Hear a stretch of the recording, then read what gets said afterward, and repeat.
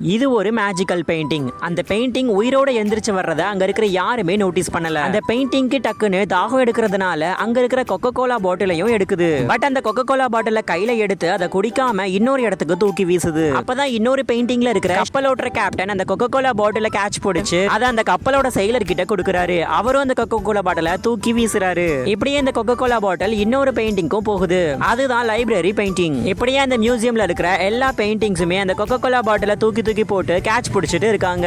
அப்பதான் அங்க நின்னுட்டு இருக்கிற சிலை கிட்ட கொக்கோ கோலா பாட்டில் போகும்போது அந்த சிலையில இருக்கிறவர் கேட்சும் பிடிக்கிறாரு. பட் அத செக்யூரிட்டி கார்டு நோட்டீஸ் பண்ணதுனால டக்குன்னு சிலை மாதிரியே நின்னுடுறாரு. அதுக்கப்புறம் அந்த சிலை மனுஷனுமே அந்த கொக்கோ கோலா பாட்டில தூக்கி போடுறாரு. சடனா இன்னொரு பெயிண்டிங்ல இருக்கிற பொண்ணு இதை பார்த்துட்டு அந்த பெயிண்டிங்கை விட்டு வெளியில எகிரி குதிச்சு வந்து அந்த கொக்கோ கோலா பாட்டிலையும் கேட்ச் பிடிக்கிறாங்க. இந்த பொண்ணுடைய கைப்பட்டு அந்த கேன்ல இருக்கிற எல்லா கற்களுமே உடைய ஆரம்பிக்குது. அது நேரா அண்டார்டிகாவுடைய பெயிண்டிங்லயும் போய் விழுந்துடுது. நல்ல வேலையா அதை ஒரு வேலைக்கார பொண்ணும் கேட்ச் பிடிச்சு அந்த பாட்டிலுடைய கேப்பையும் ஓபன் பண்ணி அங்க மியூசியம்ல சோகமா உட்கார்ந்துட்டு இருக்கிற ஒரு பையனுக்கு குடிக்க கொடுக்குறாங்க. இந்த பையனும் ஒரே சிப்லயே அந்த மொத்த பாட்டில் இருக்கிற கோக்கையும் குடிச்சு முடிச்சிடுறான். இதுக்கப்புறம் அவனுடைய மொத்த ஹோம்வொர்க்கையும் ஒரே நிமிஷத்துலயே முடிச்சு அவங்க டீச்சர் கிட்டையும் பாராட்டு வாங்குறான்.